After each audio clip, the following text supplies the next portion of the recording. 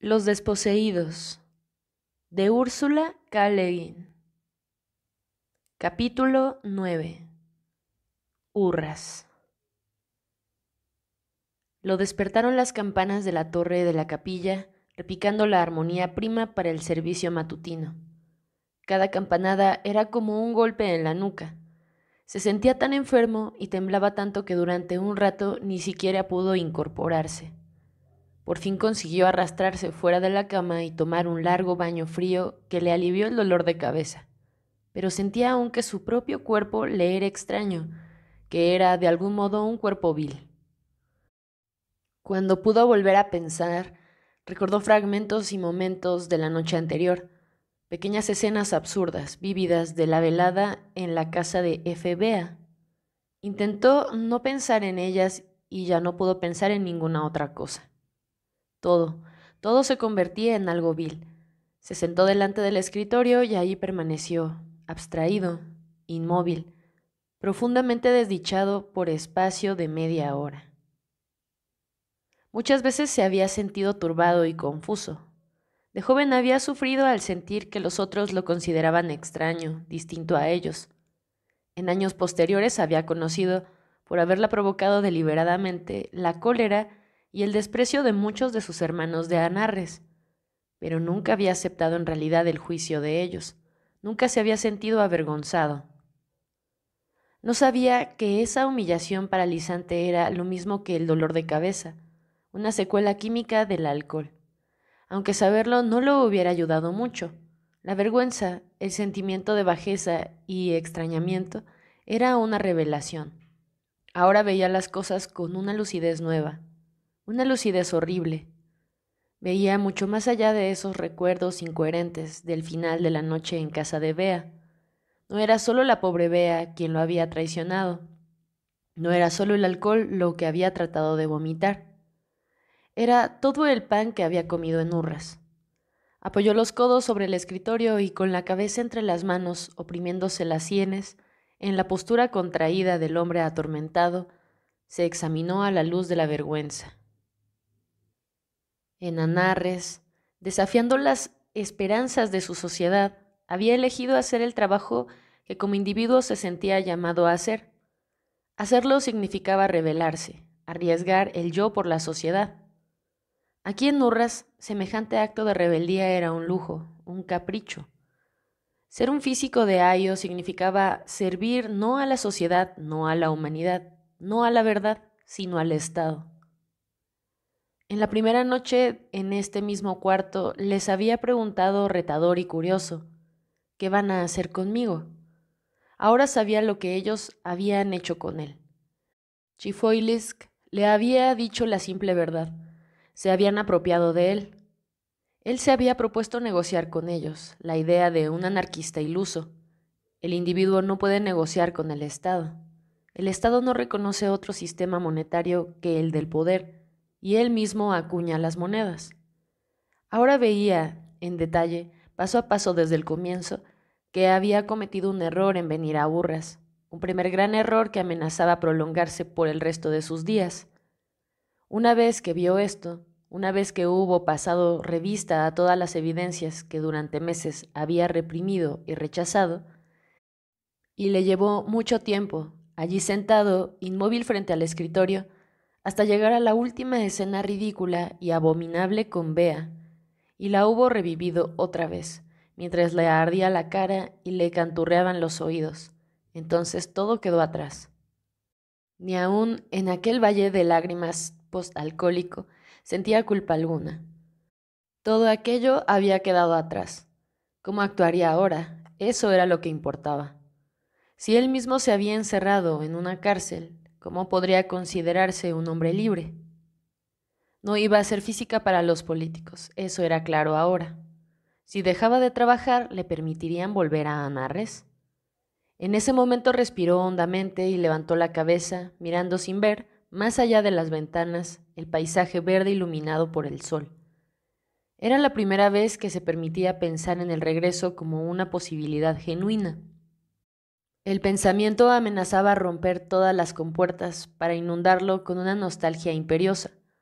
Hablar en právico hablar con los amigos, ver a Teikber, a Pilun, a Sadik, tocar el polvo de Anarres. No le permitirían volver. No había pagado el pasaje, tampoco podía permitírselo. Darse ya por vencido y escapar. Sentado frente al escritorio a la luz radiante del sol matinal, golpeó las manos contra el borde del escritorio con fuerza y deliberación 2, 3 veces. Tenía el rostro sereno, pensativo. ¿A dónde voy?, dijo en voz alta. Llamaron a la puerta. Éfor entró con la bandeja del desayuno y los periódicos de la mañana. Vine a las 6 como de costumbre, pero usted se estaba recuperando, observó mientras depositaba la bandeja con admirable destreza. Anoche me emborraché, dijo Shebeck. Hermoso mientras dura, dijo Éfor. ¿Nada más, señor? Y salió con la misma destreza, inclinándose ante Pae, que entraba en el cuarto. No tenía intención de interrumpirte el desayuno. Salía de la capilla, pensé en darme una vuelta. Siéntese, tome un poco de chocolate. Shebeck se sentía incapaz de tragar un bocado a menos que Pae aceptara comer con él. Pae tomó una rosquilla de miel y la desmigajó en un platillo. Shebeck aún se sentía un poco destemplado, pero atacó el desayuno con energía. A Pae parecía resultarle más difícil que de costumbre iniciar la conversación. ¿Todavía sigue recibiendo esta basura?, preguntó al fin en un tono divertido, tocando los periódicos doblados que Éfor había dejado sobre la mesa. Éfor me los trae. ¿Ah, sí? Yo le pedí que lo hiciera, dijo Shebeck mirando a Pae, una mirada exploratoria de una fracción de segundo. Amplían mi comprensión del país, me interesan las clases bajas de Urras. La mayor parte de los Anarresti descendemos de las clases bajas. Sí, por supuesto, dijo el hombre más joven con aire respetuoso y aquiescente. Comió un trozo de rosquilla de miel. Creo que me gustaría tomar unos sorbos de chocolate después de todo, dijo, y sacudió la campanilla que estaba en la bandeja. Éfor apareció en la puerta. Otra taza, dijo Pae sin volverse. Bueno, señor, teníamos intenciones de llevarlo otra vez de gira, ahora que el tiempo se pone bueno y hacerle conocer mejor el país. Hasta una visita al extranjero, quizá. Pero esta guerra maldita ha puesto fin a todos esos planes, me temo. Shebeck miró los titulares del periódico que coronaban la pila. Choques entre Ayo y Thu cerca de la capital, Benvili. Hay noticias más recientes en el telefax, dijo Pae. Hemos liberado la capital. El general G. Bebert volverá a la presidencia. ¿Entonces la guerra ha terminado? No mientras Thu aún tenga las 2 provincias orientales. Ya veo, entonces el ejército de ustedes y el de Thu combatirán en Benvili, ¿no aquí? No, no. Sería una completa locura que ellos nos invadieran o nosotros a ellos. Ya hemos dejado atrás esa barbarie que llevaba la guerra al corazón del mundo civilizado. El equilibrio de poderes se mantiene mediante esta especie de acción policial. Sin embargo, oficialmente estamos en guerra, de modo que todas las viejas y tediosas restricciones entrarán en vigor, me temo. ¿Restricciones? Clasificación de los trabajos de investigación en el Colegio de la Ciencia Noble para empezar. Nada serio en realidad, solo un sello de goma del gobierno. Y a veces una demora en la publicación de un trabajo, cuando los de arriba lo consideren peligroso porque no lo entienden. Y los viajes un poco limitados, especialmente para usted y los otros extranjeros que están aquí, me temo. Mientras dure el estado de guerra no podrá salir de los límites de la universidad, creo, sin autorización del rector. Pero no se preocupe. Yo puedo sacarlo de aquí cuando usted quiera sin necesidad de tanto engorro. Usted tiene las llaves, dijo Shebeck con una sonrisa ingenua. Oh, soy todo un especialista en la materia. Me encanta burlar las reglamentaciones y engañar a las autoridades. Tal vez sea un anarquista nato, ¿eh?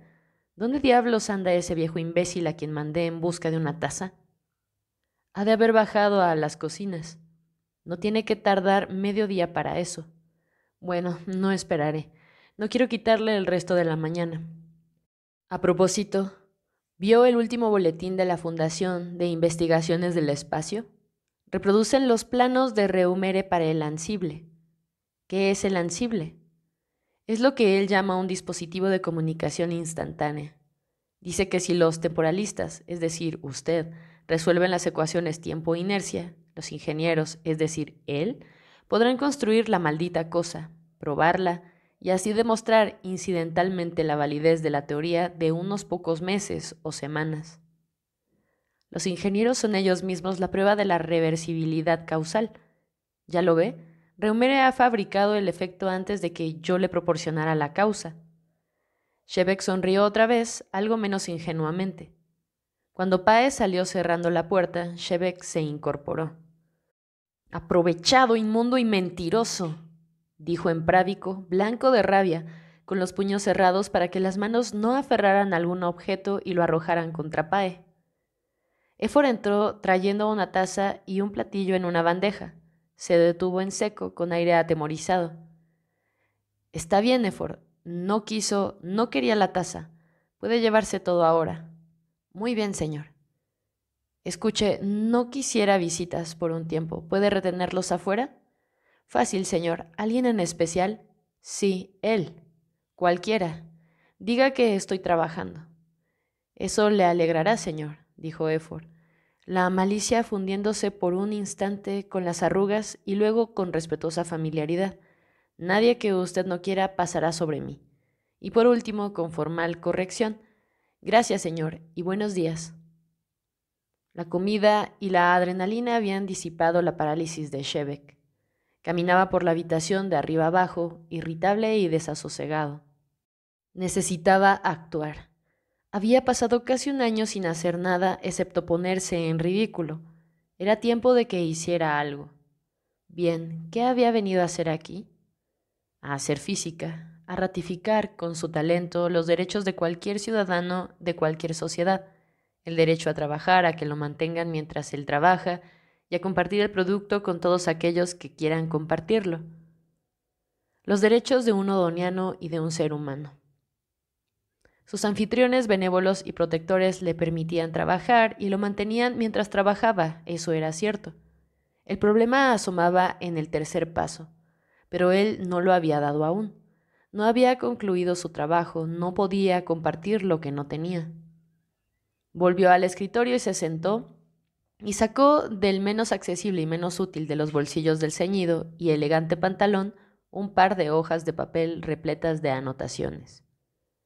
Las estiró con los dedos y las miró. Se le ocurrió que se estaba pareciendo a Saúl, escribiendo con letra muy pequeña en abreviaturas y en pedazos de papel.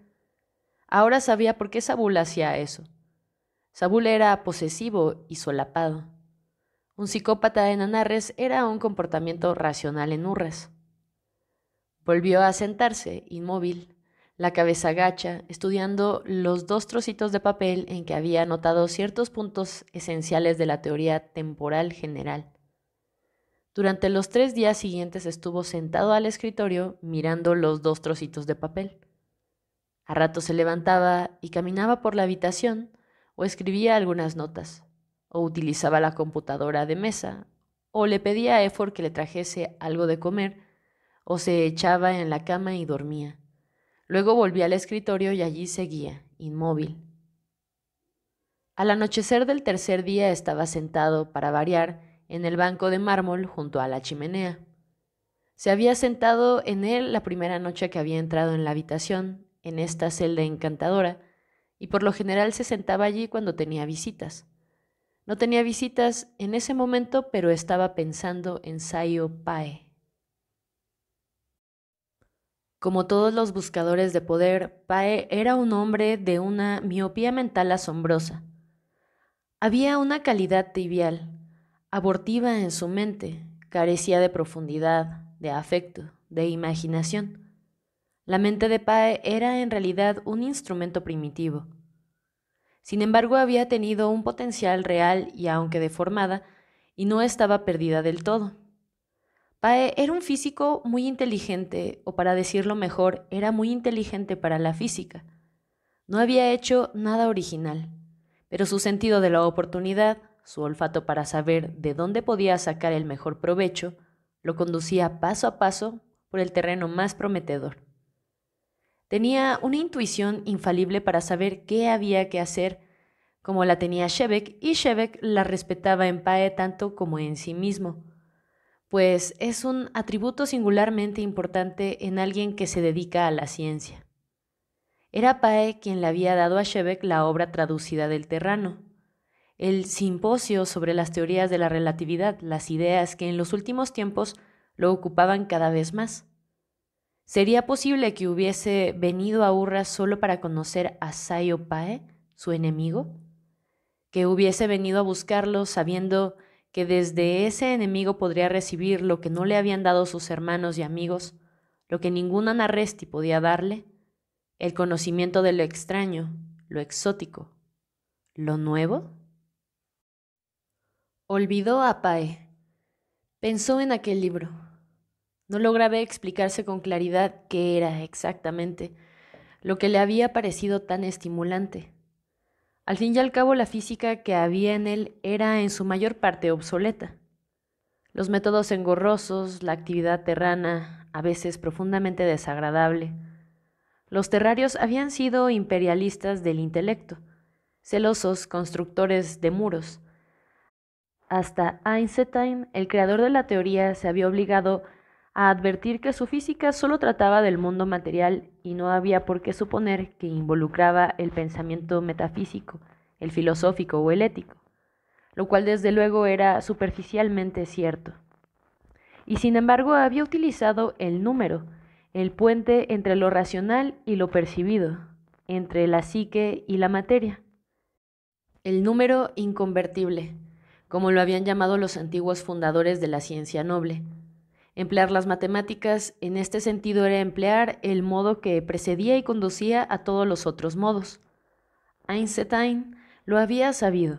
Con admirable cautela había opinado que su física describía posiblemente la realidad misma. Extrañeza y familiaridad.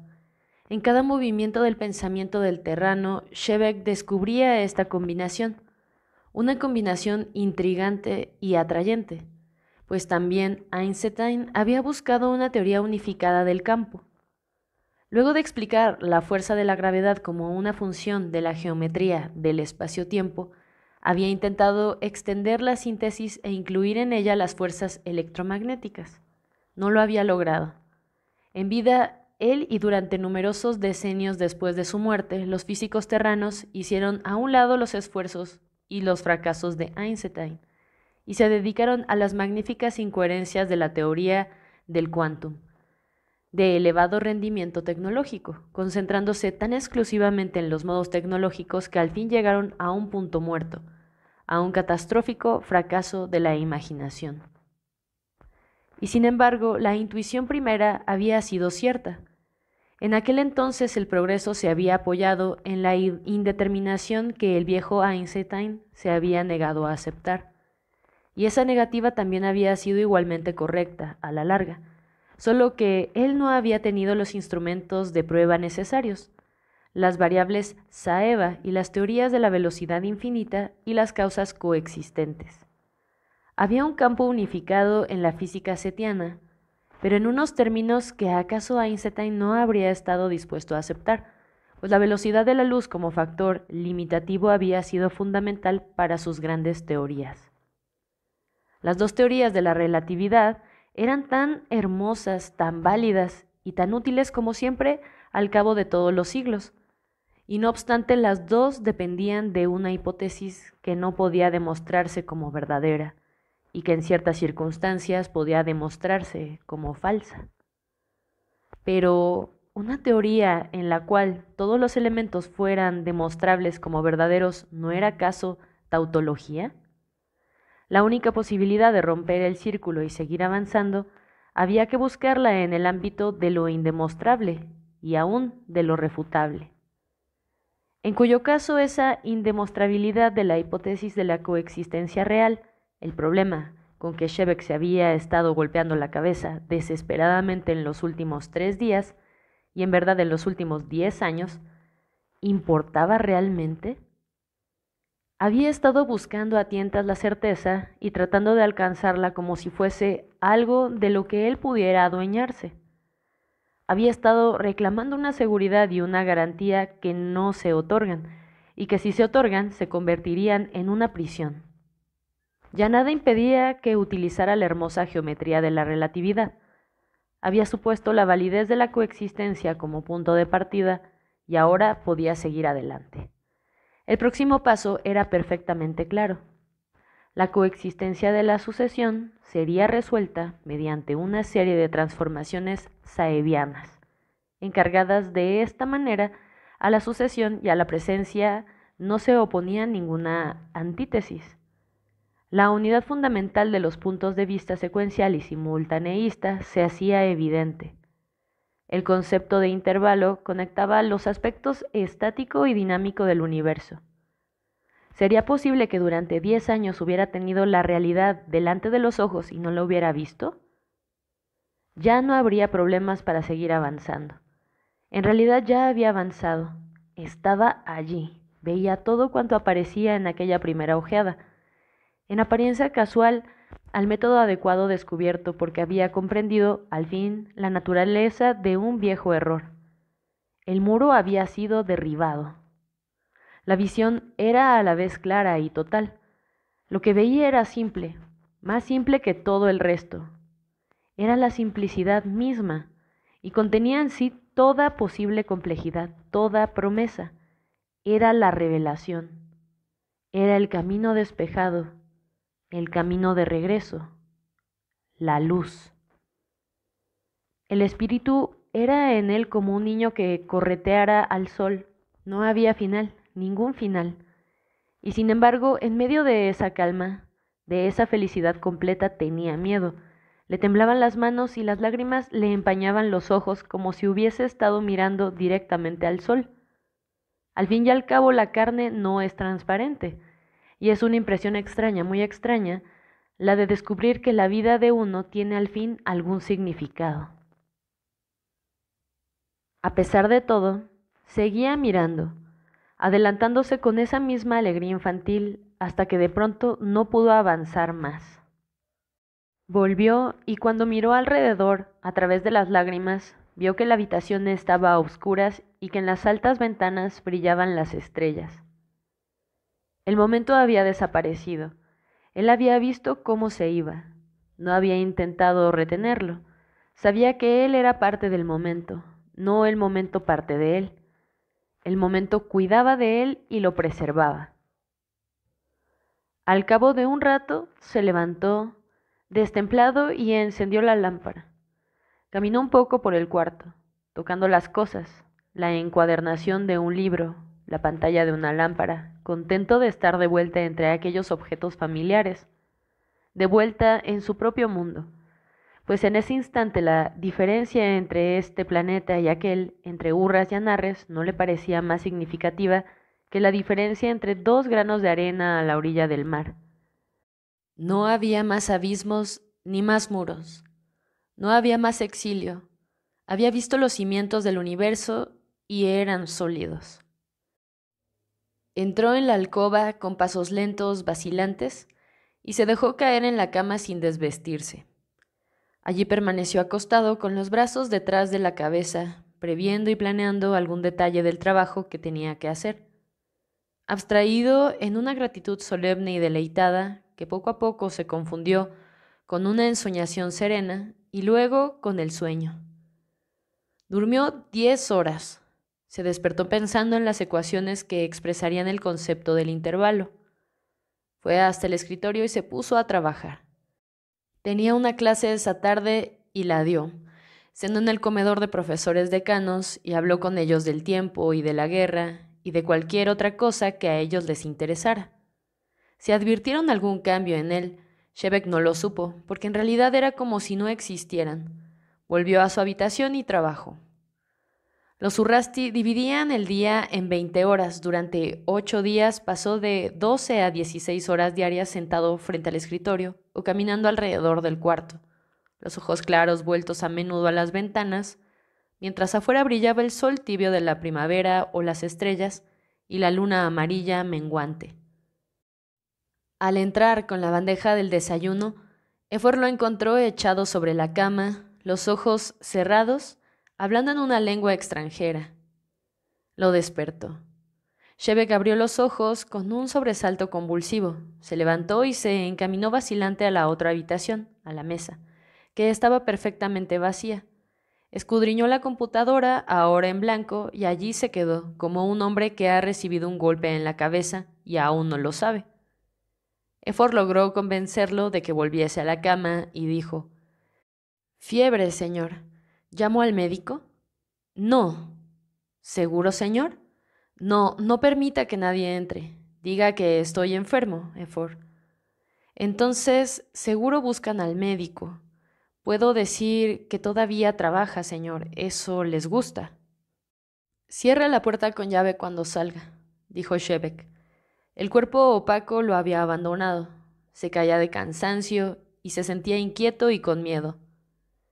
Temía a Pae, a Wan, temía una requisa policial.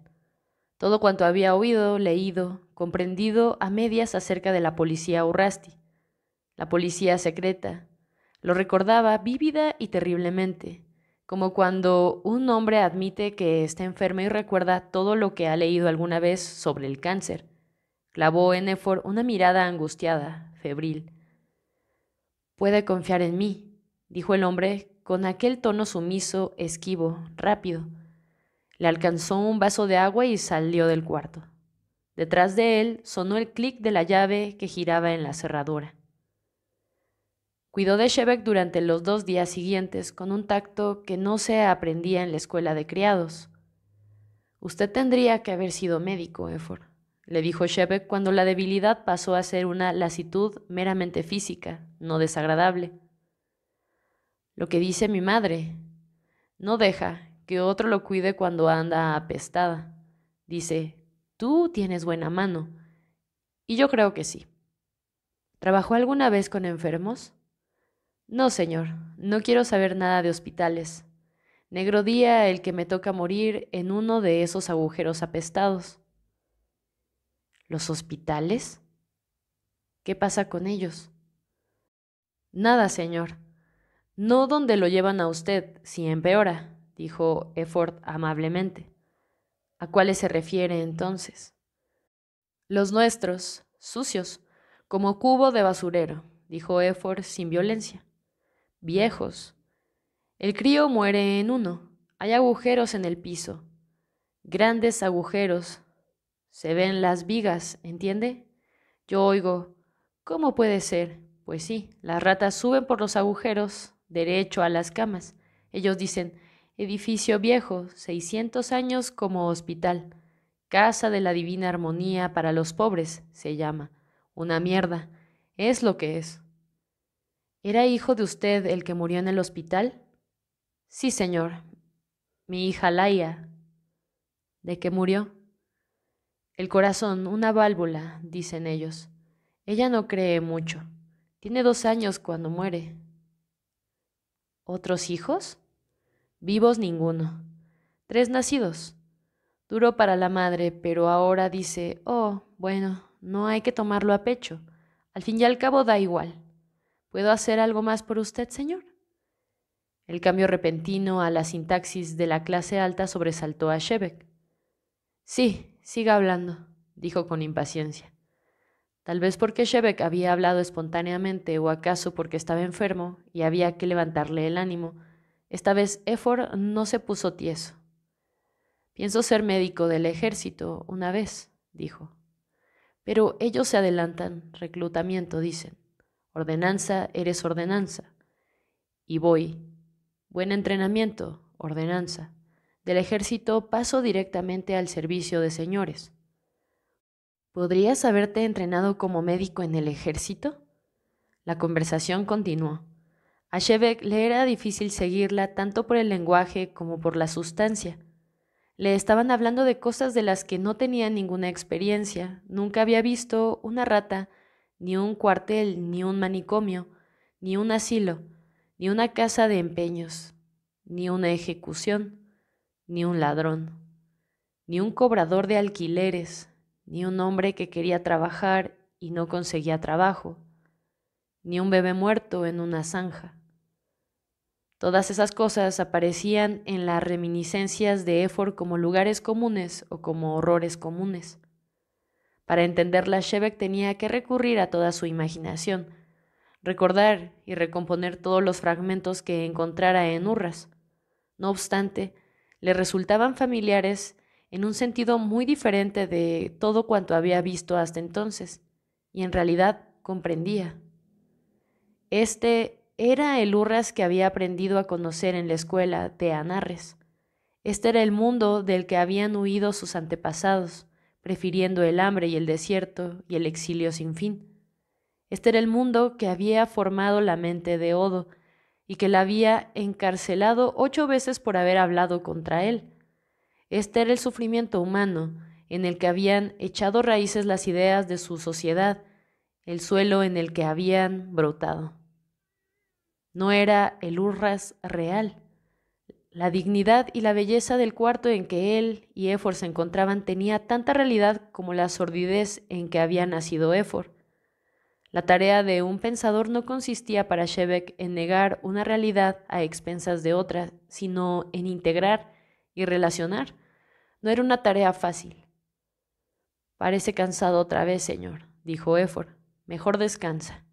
No, no estoy cansado. Efor lo observó un momento. Cuando Efor trabajaba como sirviente, la cara ajada, perfectamente rasurada, no tenía ninguna expresión. En las últimas horas Shebek la había visto pasar por transformaciones inauditas, de la acritud al humor, al cinismo, al dolor. En aquel momento mostraba una expresión de simpatía y a la vez de indiferencia. Muy distinto todo allá de donde usted viene, dijo Efor. Muy distinto. Nadie nunca sin trabajo allá. Había un leve dejo de ironía o de duda en la voz de Efor. No. ¿Y nadie pasa hambre? Nadie pasa hambre mientras otro come. Ah. Pero hemos pasado hambre. Hambre verdadera. Hubo una hambruna, ¿sabe? Hace 8 años. Conocí una mujer entonces que mató a su bebé. Ella no tenía leche y no había nada más, nada que pudiera darle al bebé. No todo es miel sobre hojuelas en Anarres, Efor. No lo dudo, señor, dijo Efor en uno de sus curiosos retornos a la dicción culta. Continuó con una mueca, separando los labios de los dientes. De cualquier modo, allí no hay ninguno de ellos. ¿Ellos? Usted sabe, señor Shebek, lo que usted dijo una vez, los amos. A la tarde siguiente, Atro fue a visitarlo. Pae había estado acechando sin duda en alguna parte, pues unos minutos después de que Efor hiciera pasar al viejo, llegó como de paso e inquirió con encantadora simpatía por la indisposición de Shebek. Ha estado trabajando demasiado estas últimas 2 semanas, señor, dijo. No tiene que cansarse de ese modo. No se sentó y se marchó muy pronto, la cortesía en persona. Atro siguió hablando de la guerra en Benvili, que se estaba convirtiendo, como él decía, en una operación en gran escala. ¿Aprueba esta guerra la gente del país?, preguntó Shebek, interrumpiendo un discurso sobre estrategia. Lo intrigaba la ausencia de juicios morales respecto de la guerra en los periódicos chicharreros. Habían abandonado el fervor deliberadamente de los primeros días. Ahora empleaban a menudo el mismo que los boletines de telefax emitidos por el gobierno. ¿Aprobar? No se imaginará que nos echamos a dormir y dejaremos que esos malditos tubianos nos pisen la cabeza. Está en juego nuestro estatus de potencia mundial. Pero me refiero al pueblo, no al gobierno. La gente que tiene que ir a combatir. ¿Qué piensan ellos? Ya han conocido otras veces la conscripción en masa. Para eso están, mi querido amigo, para pelear por la patria. Y le diré una cosa, no hay mejor soldado en el mundo que el hombre yoti del pueblo, una vez que se somete y aprende a obedecer. En tiempos de paz, puede que parezca un pacifista sentimental, pero tiene garra, la lleva adentro. El soldado raso siempre ha sido nuestro gran recurso como nación. Así nos hemos convertido en la potencia que hoy somos. ¿Trepando sobre una pila de niños muertos?, dijo Shebeck, pero la cólera, o acaso una resistencia inconsciente a herir los sentimientos del viejo, le sofocaron la voz, y Atro no lo oyó. No, prosiguió Atro. Usted verá que el alma del pueblo es resistente como el acero cuando la patria está en peligro. Unos cuantos agitadores alborotan al populacho entre las guerras, en Ío y en las ciudades industriales, pero es extraordinario ver cómo el pueblo cierra filas cuando la bandera está en peligro. Usted no quiere creerlo, ya sé. El problema del odonianismo, mi querido amigo, es que es afeminado. No tiene en cuenta simplemente el lado viril de la vida, la sangre y el acero, el fulgor de la batalla, como dice el viejo poeta. No entiende el coraje, el amor a la bandera. Shebeck guardó silencio un momento. Luego dijo amablemente: eso puede ser cierto en parte. En todo caso, nosotros no tenemos banderas. Cuando Atro se marchó, Efor entró a retirar la bandeja de la cena. Shebeck lo retuvo y se le acercó diciendo: disculpe, Efor, y puso una hoja de papel sobre la bandeja. En ella había escrito: ¿hay un micrófono en este cuarto? El sirviente inclinó la cabeza y leyó lentamente y luego miró a Shebeck, una mirada larga a corta distancia. Luego volvió los ojos un instante hacia la chimenea del hogar. ¿La alcoba?, inquirió Shebeck por el mismo medio. Efor meneó la cabeza, dejó la bandeja y siguió a Shebeck a la alcoba. Cerró la puerta detrás de él sin hacer ningún ruido, como un buen sirviente. Lo encontré el primer día quitando el polvo, dijo con una sonrisa que le ahondaba y plegaba las arrugas de la cara. ¿Aquí no? Efor se encogió de hombros. Nunca lo encontré. Podría hacer correr el agua allí, señor, como en las historias de espías. Se encaminaron al magnífico templo de oro y marfil del cagadero. Éfora abrió los grifos y escudriñaron las paredes. No, dijo, no me parece. Y un ojo espía podría localizarlo. Los descubro una vez cuando trabajo para un hombre en Ío.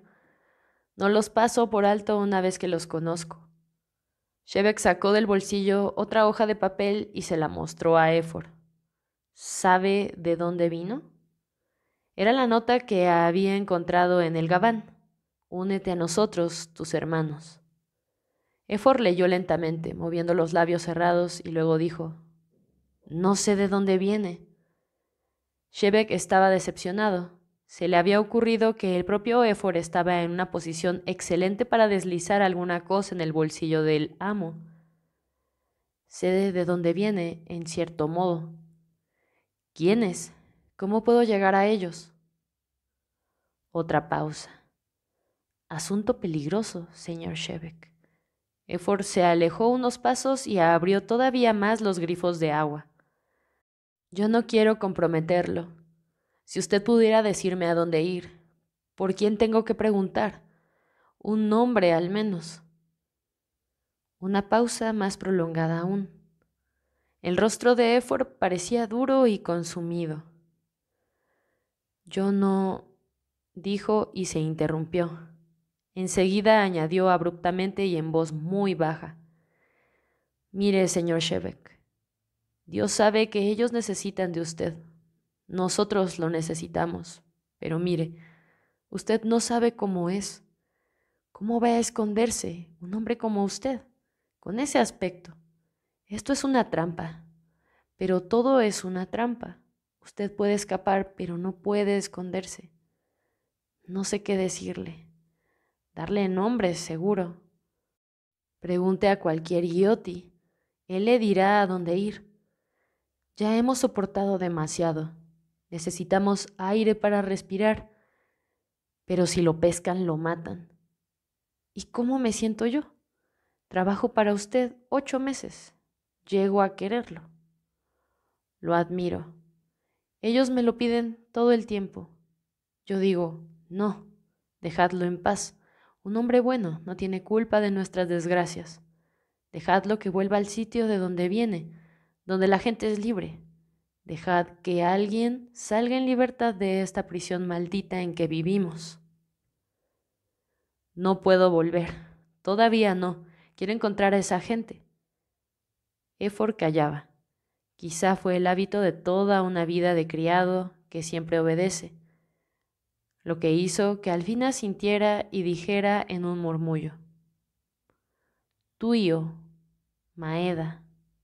Él quiere verlo. En el callejón de la Broma, en Ciudad Vieja, la tienda de comestibles. Pae dice que no puedo salir. Me detendrán si ven que tomo el tren. Taxi quizá, dijo Efor. Le pido uno. Usted baja por la escalera. Conozco a Kae Oimon en la parada. No es tonto, pero no sé. Está bien, ahora mismo. Pae estuvo hace un rato, me vio. Piensa que no saldré porque estoy enfermo. ¿Qué hora es? Las 7:30. Si voy ahora, tengo toda la noche para buscar. Llame el taxi, Efor. Le prepararé una maleta, señor. ¿Una maleta de qué? Necesita ropa. Llevo ropa puesta, llame. No puede ir sin nada, protestó Efor, más ansioso y preocupado que nunca. ¿Lleva dinero? Ah, sí, puedo necesitarlo. Shebek ya estaba listo. Efor se rascó la cabeza, ceñudo, malhumorado, pero fue hacia el teléfono del vestíbulo para llamar el taxi. Cuando volvió, encontró a Shebek esperando junto a la puerta del vestíbulo y con el abrigo puesto. Baje, le dijo Efor de mala gana. Kae está en la puerta de atrás, 5 minutos. Dígale que salga por el camino del bosque. Allí no hay guardias como en el portón principal. No vaya por el portón. Allí lo detienen seguro. ¿Lo culparán por esto, Efor? Los dos hablaban cuchicheando. Yo no sé que usted se va. Mañana digo que usted no se levanta todavía. Duerme. Los distraigo un rato. Shebek lo tomó por los hombros, lo besó, le estrechó las manos. Gracias, Efor. Buena suerte, dijo el hombre azorado. Shebek ya no estaba allí. La costosa jornada con Bea lo había dejado sin dinero, y el viaje en taxi a Nio le sacó otras 10 unidades. Se apeó en una estación mayor del tren subterráneo y con la ayuda del mapa consiguió llegar a Ciudad Vieja, un sector de Nio que nunca había visitado. El callejón de la Broma no figuraba en el mapa, de modo que dejó el tren en el apeadero de la Ciudad Vieja. Cuando subió desde la amplia estación de mármol hasta la calle, se detuvo desconcertado. Aquello no se parecía nada a Nio Ezeiza. Caía una llovizna fina, neblinosa. La oscuridad era casi completa y en la calle no había luz. Había faroles, sí, pero no los habían encendido o estaban rotos. Aquí y allá, a través de los póstigos cerrados de las ventanas, se filtraba un resplandor amarillo. Un poco más abajo de un portal abierto fluía una luz. Alrededor de él, hablando en voz muy alta, holgazaneaba un grupo de hombres. El pavimento pegajoso a causa de la lluvia estaba sembrado de restos de papel y desperdicios. Las fachadas de los comercios, por lo que alcanzó a distinguir en la penumbra, eran bajas y estaban cerradas por pesadas celosías de metal o madera, excepto una que había sido destruida por el fuego y se alzaba negra y desnuda, con las astillas de vidrio todavía adheridas a los marcos rotos de las ventanas. La gente iba y venía, sombras calladas y presurosas. Una mujer subía la escalera detrás de él y Shebek se volvió para preguntarle por el callejón. A la luz del globo amarillo de la estación subterránea, vio con claridad la cara de la mujer, blanca y ajada, con la mirada muerta y hostil de cansancio. Unos aros de vidrio le bailoteaban sobre las mejillas. Trepaba laboriosamente las escaleras, encorvada quizá por la fatiga o la artritis o alguna deformidad de la columna. Pero no era vieja como le había parecido. No tenía siquiera 30 años. ¿Me puede decir por dónde se va al callejón de la Broma?, tartamudeó Shebek. La mujer lo miró con indiferencia y cuando llegó a lo alto de la escalera apresuró el paso y se alejó sin decir una palabra. Shebek echó a andar calle abajo a la deriva. Después de la decisión súbita y la fuga de Eun, la exaltación del primer momento se había transformado en temor. Se sentía acosado, perseguido. Evitó al grupo de hombres junto a la puerta, guiado por la sospecha instintiva de que un extranjero solitario no se acerca a esos grupos. Cuando vio a un hombre que caminaba solo delante de él, lo alcanzó y repitió la pregunta. «No sé», dijo el hombre y le dio la espalda. No le quedaba otro recurso que seguir. Llegó a una calle mejor iluminada que corría serpenteando bajo la llovizna hacia arriba y abajo. Entre el charro y empañado centelleo de una hilera de letreros y anuncios luminosos. Había muchas tabernas y casas de empeño, algunas abiertas todavía. La gente iba y venía por la calle, adelantándose a codazos, agolpándose a las puertas de las tabernas. Tirado en la calle había un hombre caído, el gabán arrebujado sobre la cabeza, bajo la lluvia, dormido, enfermo, muerto. Shebek contempló con horror al hombre y a la gente que pasaba sin mirar. Seguía allí paralizado cuando alguien se detuvo junto a él y lo miró a la cara. Un individuo bajo, con la barba crecida, el cuello torcido de unos 50 o 60 años, los ojos inyectados en sangre, la boca abierta en una mueca de risa. Se detuvo y al ver al hombre alto, aterrorizado, lo apuntó con una mano temblorosa y soltó una carcajada estúpida. ¿De dónde sacas todo ese pelo? ¿Ese pelo? ¿De dónde lo sacas?, farfulló. ¿Puede usted decirme dónde queda el callejón de la broma? Broma, seguro. Bromeo. Y no es broma, que estoy quebrado, ¿eh? ¿Tienes un azul para un trago en una noche fría? Seguro que tienes un azul. El hombre se le acercó todavía más. Shebek se apartó mirándole la mano abierta sin comprender. Vamos, una broma, viejo, un azul, farfulló el hombre mecánicamente, sin amenaza ni súplica, la boca abierta todavía en la sonrisa idiota, la mano extendida. Shebek comprendió. Buscó a tientas en los bolsillos, encontró el último dinero que le quedaba, lo echó en la mano del mendigo y, helado de miedo, aunque no era miedo por él mismo, esquivó al hombre, que mascullaba aún y trataba de tironearle el gabán, y se encaminó al portal abierto más cercano. Un letrero decía empeños y objetos usados, tasaciones máximas. Adentro, entre las perchas y estanterías repletas de abrigos raídos, zapatos, chales, instrumentos abollados, lámparas rotas, platos dispares, botes de lata, cucharas, abalorios, desenos y fragmentos, todos con el precio marcado, se detuvo tratando de serenarse. ¿Busca algo?, Shebek preguntó una vez más. El tendero, un hombre moreno tan alto como Shebek, pero encorvado y huesudo, lo miró de arriba abajo. ¿Para qué quiere ir? Busco a alguien que vive ahí. ¿De dónde es usted? Necesito llegar a esa calle, el callejón de la broma. ¿Está lejos? ¿De dónde es usted, don? Soy de Anarres, de la luna, dijo Shebek con furia. Tengo que llegar al callejón de la broma, ahora, esta noche. ¿Usted es él? ¿El hombre de ciencia? ¿Qué demonios hace aquí? Escapando de la policía. ¿Quiere avisarles que estoy aquí o me va a ayudar? Maldición, dijo el hombre. Maldición. Mire, vaciló y iba a decir alguna otra cosa y continuó. Siga su camino. Y enseguida, en el mismo tono, aunque evidentemente cambiado de idea, está bien, cerraré, lo llevaré ahí, espere. ¡Maldición! Dio unas vueltas por la trastienda, apagó la luz, salió con Shebek, bajó las persianas metálicas, cerró la puerta y echó a andar a paso vivo diciendo «¡Vamos!».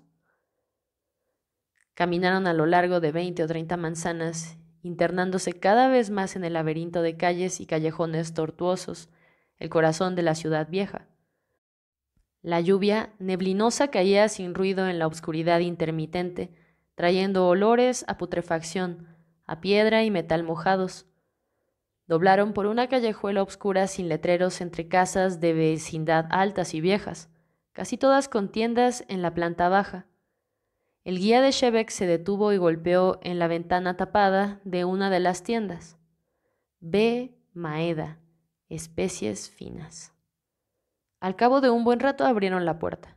El prestamista conferenció con una persona adentro, luego le hizo una seña a Shebeck y entraron los dos.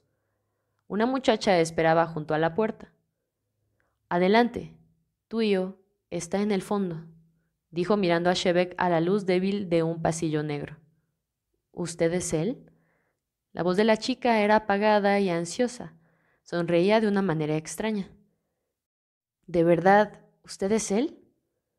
Tuyo Maeda era un hombre moreno de 40 y tantos años, de cara fatigada e intelectual.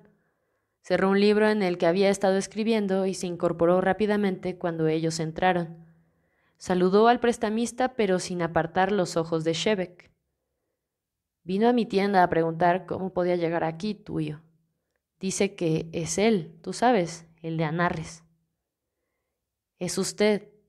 Sí, ¿verdad? Dijo Maeda lentamente. Shebeck, ¿qué está haciendo aquí? Miraba a Shebeck con ojos alarmados, luminosos.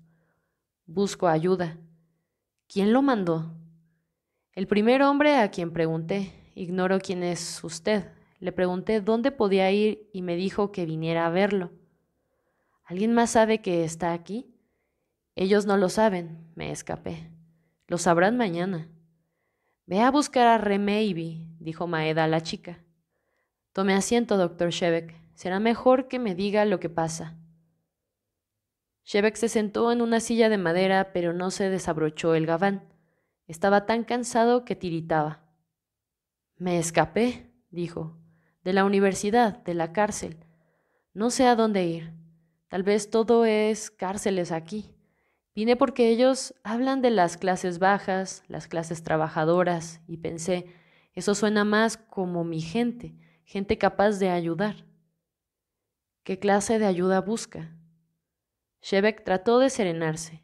Miró alrededor, la pequeña oficina atestada de cosas, y a Maeda. Yo tengo algo que ellos quieren, dijo. Una idea. Una teoría científica. Dejé a Narres porque pensé que aquí podría hacer el trabajo y publicarlo. No comprendí que aquí una idea es propiedad del Estado. Yo no trabajo para un Estado. No puedo tomar el dinero y las cosas que ellos me dan. Quiero irme, pero no puedo volver a Narres.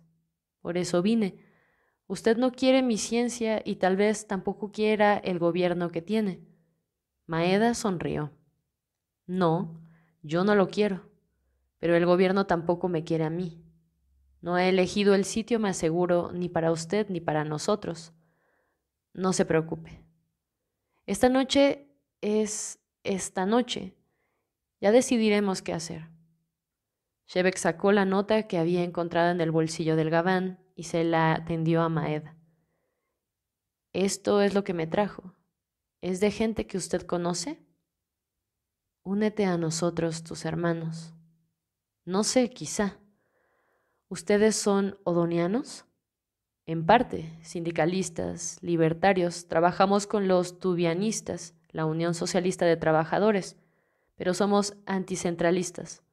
Ha llegado en un momento bastante alborotado, ¿sabe? ¿La guerra? Maeda asintió.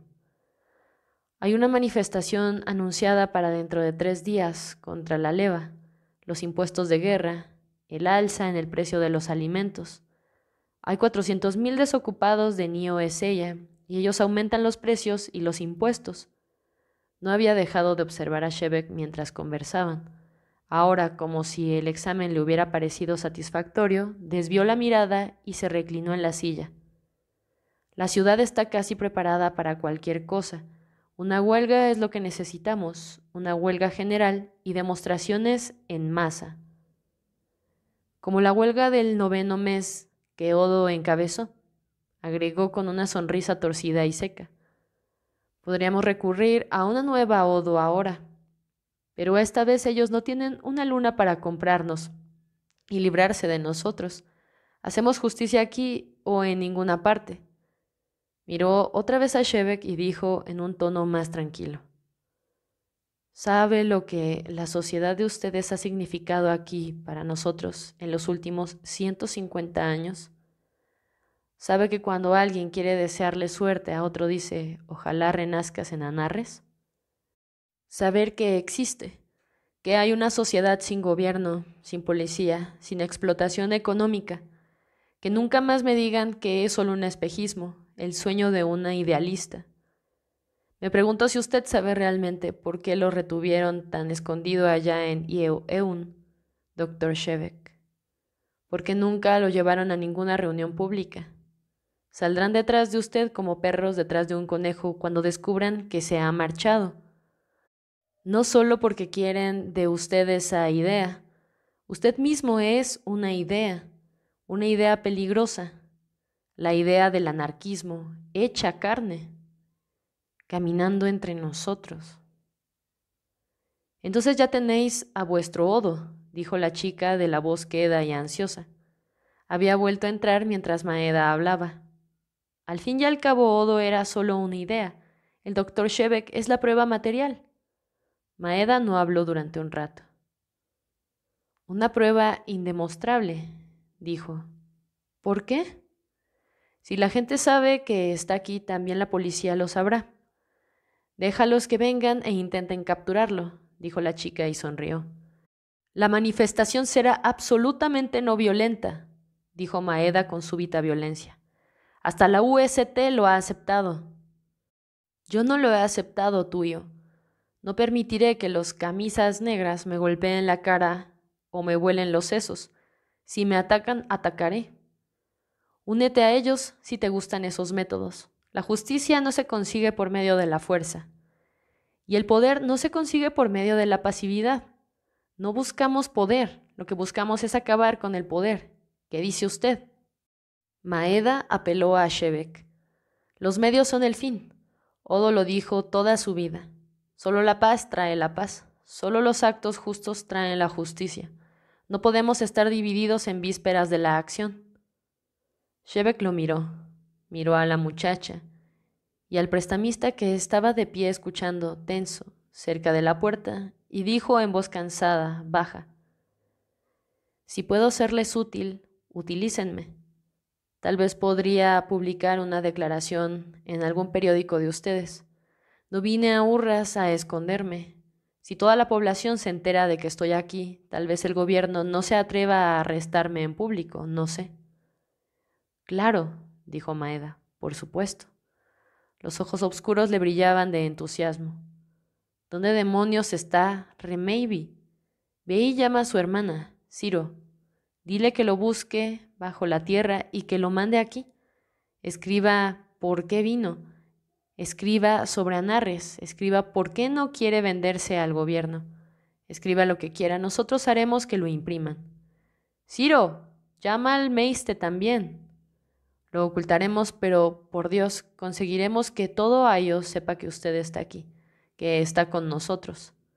Las palabras lo desbordaban. Las manos se le crispaban e iba y venía de un lado a otro por el cuarto. Y entonces, después de la manifestación, después de la huelga, ya veremos qué pasa. Tal vez las cosas sean diferentes entonces. Tal vez usted ya no necesite esconderse. Tal vez se abran de par en par las puertas de las cárceles, dijo Shevek. Bueno, deme un poco de papel, voy a escribir. La joven Ciro se le acercó. Se inclinó sonriendo como si fuera a hacerle una reverencia tímida, decorosa, y le besó la mejilla. Luego salió de la habitación. Ciro tenía los labios fríos y Shevek sintió el roce en la mejilla durante mucho tiempo. Pasó un día en la buhardilla de la vivienda del callejón de la Broma, y 2 noches y un día en el sótano de una tienda de muebles viejos, un lugar raro y oscuro, repleto de marcos de espejos y camas destartaladas. Escribía. Le llevaban lo que había escrito ya impreso, al cabo de unas pocas horas. al principio en el periódico de la Edad Moderna y más tarde cuando el gobierno clausuró las prensas de la Edad Moderna y arrestó a los editores en una imprenta clandestina junto con los planes y exhortaciones para la manifestación y la huelga general. Šebek no releía lo que había escrito, no escuchaba con mucha atención a Maeda y a los otros, que describían el entusiasmo con que se leían los periódicos, la aceptación creciente del plan de huelga, el efecto que la presencia de Šebek en la manifestación tendría a los ojos del mundo. Cuando lo dejaban solo, sacaba a veces una pequeña libreta del bolsillo de la camisa y miraba las notas en código y las ecuaciones de la teoría temporal general. Las miraba y no podía leerlas, no las comprendía. Guardaba otra vez la libreta y se sentaba con la cabeza entre las manos. Anarres no tenía banderas que flameasen al viento, pero entre las pancartas que exhortaban a la huelga general y los estandartes azules y blancos de los sindicalistas y los trabajadores socialistas, habían muchos pendones hechos de prisa y que mostraban el círculo verde de la vida, el antiguo símbolo del movimiento odoniano de 200 años atrás. Todas las banderas e insignias brillaban, gallardas, a la luz del sol. Era maravilloso estar afuera, después de vivir a puertas cerradas, después de los escondites. Era maravilloso estar caminando, balancear los brazos, respirar el aire límpido de la mañana primaveral, estar en medio de tanta gente, una muchedumbre tan enorme marchando juntos, llenando las calles adyacentes y la ancha arteria por la que avanzaban. Era pavoroso y reconfortante a la vez. Cuando rompieron a cantar, el regocijo y el pavor de Šebek se transformaron en una ciega exaltación. Las lágrimas le velaron los ojos. Eran profundas aquellas voces en las calles profundas, atenuadas por el aire claro y la distancia, indistintas, avasallantes, aquellos millares y millares de voces que se elevaban en un solo canto. Las voces de los que encabezaban la marcha, lejos que allá arriba, se adelantaban a las voces de la multitud innumerable que venía detrás, y la melodía parecía demorarse y perseguirse, como en un canon, y todas las partes de la canción eran entonadas a la vez en el mismo instante, aunque cada cantor la entonara como una estrofa del principio al fin. Šebek, que no conocía las canciones, las escuchaba dejándose llevar por la música, hasta que desde el frente, ola tras ola a lo largo del lento e interminable río humano, le llegó una melodía que él conocía. Entonces alzó la cabeza y la cantó con ellos, en su propia lengua, tal como la había aprendido, el himno de la insurrección. Esa gente, su propia gente, la había cantado en esas calles, en esta misma calle 200 años atrás. A aquellos que ya han dormido, oh luz del este, despierta, se romperá la oscuridad, será cumplida la promesa. En las filas que lo rodeaban, todos callaron para escucharlo y él cantó en alta voz, sonriente, avanzando junto a ellos. Podía haber 100,000 seres humanos en la plaza del Capitolio, o acaso el doble. Los individuos como las partículas de la física atómica son incontables, del mismo modo que es imposible determinar la posición que ocupa o predecir cómo se conducirán. Y sin embargo, esta masa enorme, se conducía tal como lo habían previsto los organizadores de la huelga. Se había congregado, había marchado en orden, habían cantado, habían ocupado la plaza del Capitolio y las calles circundantes. Y ahora se había detenido, innumerable y turbulenta, pero a la vez paciente, en el luminoso mediodía para escuchar a los oradores, cuyas voces solitarias, amplificadas aquí y allá, golpeaban y reverberaban contra los soleados frontispicios del Senado y del Directorio. Retintineaban y zumbaban por encima del vasto murmullo incesante de la muchedumbre. Había aquí en la plaza más gente que la que vivía en Avenay, reflexionó Šebek, pero el pensamiento no tenía ningún propósito, solo cuantificar la experiencia directa. Estaba junto con Maeda y los otros en las gradas del Directorio, frente a las encolumnadas y altas puertas de bronce, contemplando el trémulo y sombrío campo de rostros, y escuchando, como escuchaban ellos a los oradores, no oyendo y comprendiendo como la mente racional percibe y comprende, sino como quien contempla o escucha sus propios pensamientos, o como el pensamiento percibe y comprende el ser. Cuando habló, no hubo para él diferencia entre hablar y escuchar. No lo movió un impulso consciente. No se dio cuenta de que él mismo estaba hablando.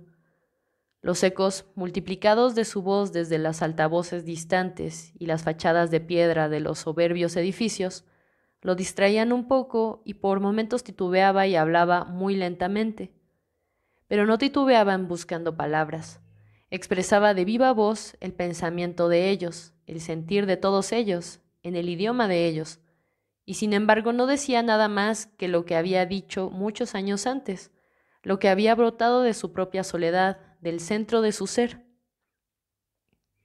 Es nuestro sufrimiento lo que nos une, no el amor. El amor no obedece a la mente, y cuando se lo violenta se transforma en odio. El vínculo que nos une está más allá de toda posible elección. Somos hermanos en aquello que compartimos, en el dolor, en ese dolor que todos nosotros hemos de sufrir a solas. En la pobreza y en la esperanza reconocemos nuestra hermandad. La reconocemos porque hemos tenido que vivir sin ellas. Sabemos que para nosotros no hay otra salida que ayudarnos los unos a los otros, que ninguna mano nos salvará si nosotros mismos no tenemos la mano. Y la mano que vosotros tendéis está vacía, como lo está la mía. No tenéis nada, no poseéis nada, no sois dueños de nada, sois libres. Todo cuanto tenéis es lo que sois y lo que dais. Estoy aquí porque vosotros veis en mí la promesa que hicimos hace 200 años en esta ciudad, la promesa cumplida. Nosotros la hemos cumplido. En Anarres no tenemos nada más que nuestra libertad. No tenemos nada que daros excepto vuestra propia libertad. No tenemos leyes excepto el principio único de la ayuda mutua. No tenemos gobierno excepto el principio único de la libre asociación. No tenemos naciones, ni presidentes, ni ministros, ni jefes, ni generales, ni patrones, ni banqueros, ni propietarios, ni salarios, ni caridad, ni policía, ni soldados, ni guerras. Tampoco tenemos otras cosas, no poseemos, compartimos. No somos prósperos. Ninguno de nosotros es rico. Ninguno de nosotros es poderoso. Si lo que vosotros queréis es Anarres, si es ese el futuro que buscáis, entonces os digo que vayáis a él con las manos vacías.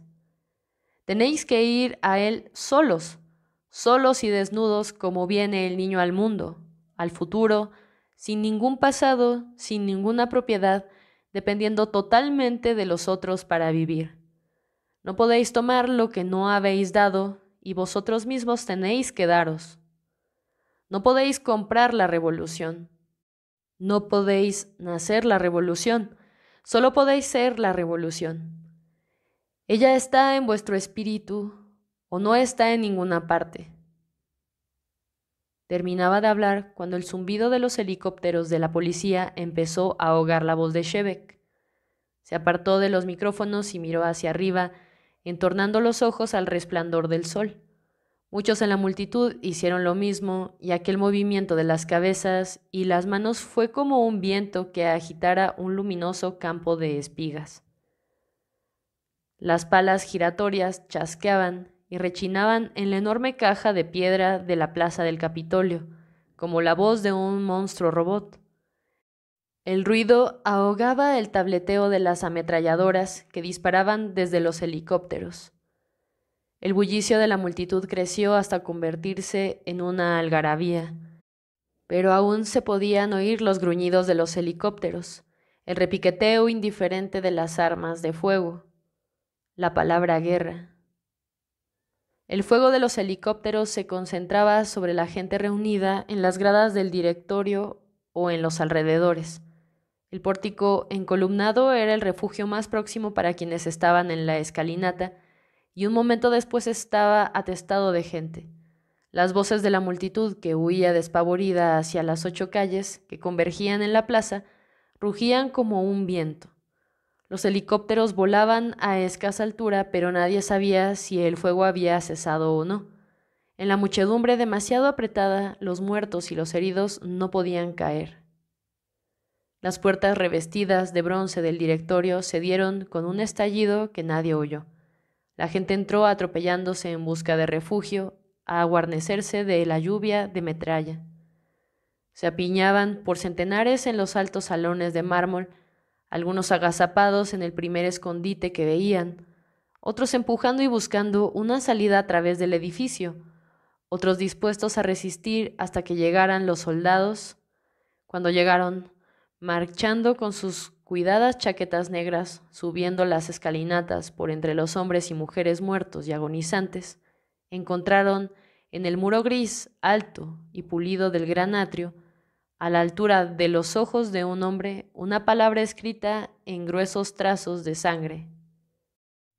Abajo. Hicieron fuego contra el hombre muerto que yacía allí cerca, y más tarde, cuando restablecieron el orden en el directorio, trataron de borrar la palabra, restregándola con agua y jabón, pero no desapareció. Había sido pronunciada, tenía sentido. El compañero de Shevek se debilitaba, empezaba a tambalearse. Shevek comprendió que no podía ir más lejos. Tampoco había a dónde ir, excepto lejos de la plaza del Capitolio, y un sitio en que pudiera quedarse.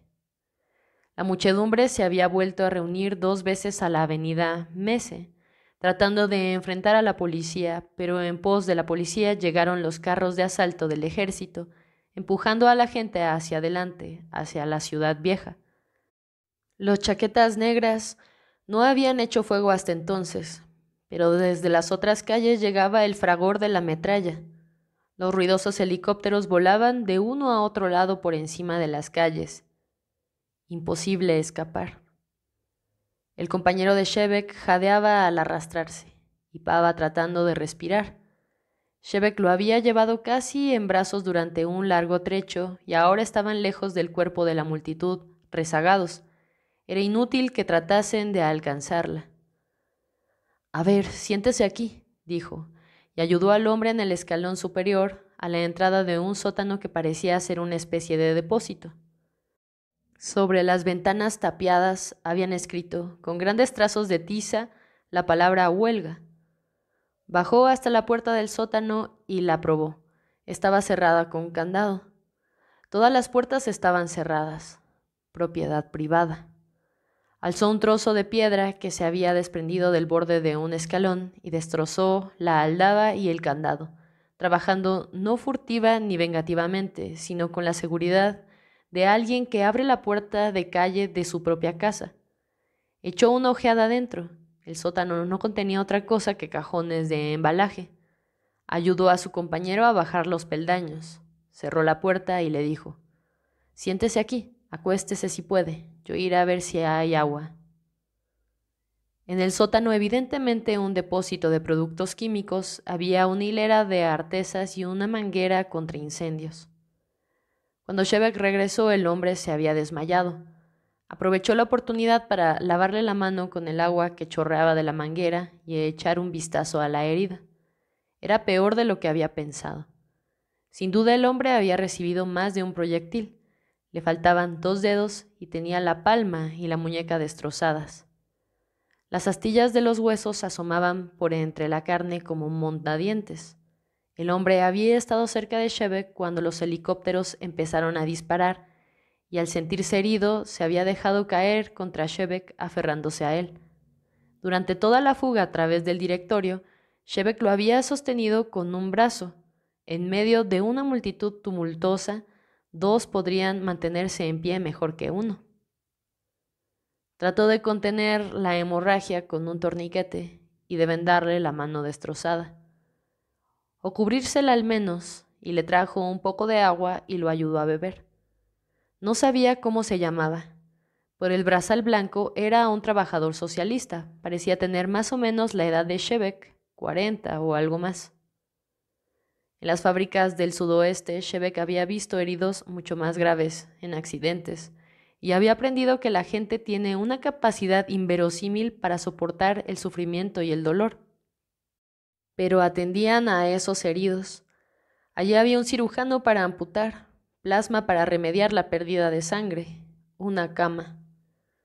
Se sentó en el suelo al lado del hombre que ahora yacía aletargado y miró en torno las hileras de cajones, los largos y oscuros pasadizos entre las hileras, el resplandor blancuzco de la luz del día que se filtraba por las rendijas de las ventanas tapiadas a lo largo de la pared del frente, los blancos regueros de salitre en el techo, las huellas de las botas de los obreros y las ruedas de las carretillas en el polvoriento suelo de hormigón. Una hora antes, centenares de miles de personas cantando bajo el cielo abierto. A la siguiente, 2 hombres escondidos en un sótano. «Sois despreciables», le dijo Shebeck a su compañero en právico. «Sois incapaces de dejar las puertas abiertas. Nunca seréis libres». Tocó con delicadeza la frente del hombre. Estaba fría y sudorosa. Le aflojó un rato el torniquete. Se levantó, cruzó el sótano lóbrego hasta la puerta y subió a la calle. La flotilla de los carros de asalto se habían alejado. Unos pocos rezagados de la manifestación pasaban presurosos, las cabezas gachas en territorio enemigo. Shebeck intentó parar a 2. Un tercero se detuvo al fin. «Necesito un médico. Hay un hombre herido. ¿Puede mandar a un médico aquí?» «Será mejor que lo saque». «Ayúdeme a llevarlo». El hombre apresuró el paso y se alejó. «Vienen hacia aquí», le gritó a Shebeck por encima del hombro. «Será mejor que salgan». No pasó nadie más y un momento después Shebeck vio un poco más lejos, calle abajo, una columna de chaquetas negras. Bajó otra vez al sótano, cerró la puerta, volvió junto al hombre herido y se sentó junto a él en el suelo polvoriento. «Infierno», dijo. Al cabo de un rato sacó del bolsillo de la misma camisa la pequeña libreta y se puso a estudiarla. Por la tarde, cuando se asomó con cautela a mirar, vio un carro de asalto estacionado del otro lado de la calle y otros 2 cerrando la esquina. Eso explicaba los gritos que había oído.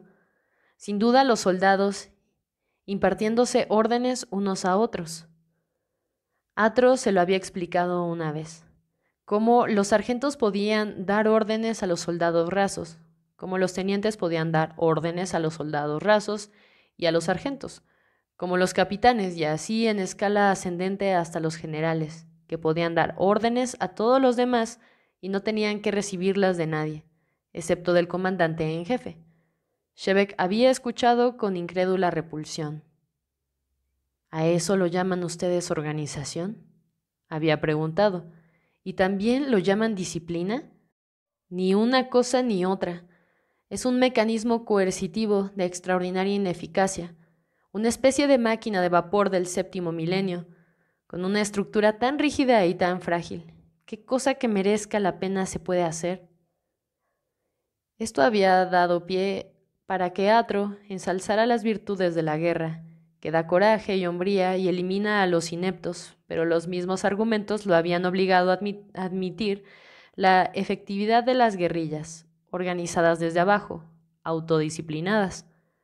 Pero eso solo funcionaba cuando la gente piensa que está peleando por algo propio, el lugar o alguna idea, había dicho el viejo. Shebeck había renunciado a la discusión. Ahora la continuaba en la oscuridad creciente del sótano entre las pilas de cajones de productos químicos no rotulados. Le explicaba a Atro que ahora comprendía por qué el ejército estaba organizado de ese modo. Era sin duda un tipo de organización ineludible. Ninguna organización racional hubiera servido en este caso. Shebeck no había comprendido hasta ahora que la finalidad era permitir que unos hombres provistos de ametralladoras matasen a hombres y mujeres inermes, fácilmente y en grandes cantidades, cuando les ordenaban hacerlo. Pero no comprendía aún ¿Qué relación tenía todo esto con el coraje, o la hombría, o la aptitud? De tanto en tanto le hablaba a su compañero, a medida que la oscuridad crecía. El hombre que ahora yacía con los ojos abiertos se había quejado en un par de ocasiones, un gemido paciente que conmovió a Shevek.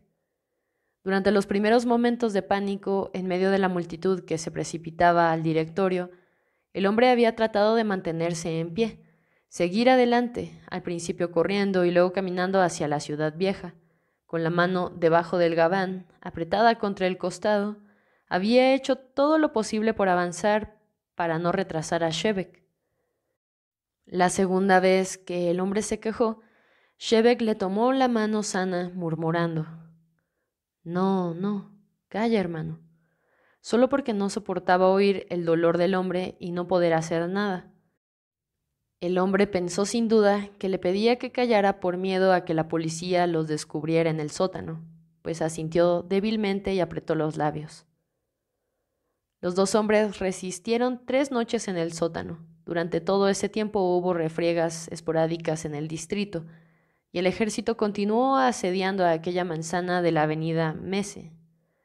Los combatientes nunca se acercaban al edificio, fuertemente armado, de modo que los hombres escondidos en el depósito no podían salir sin rendirse.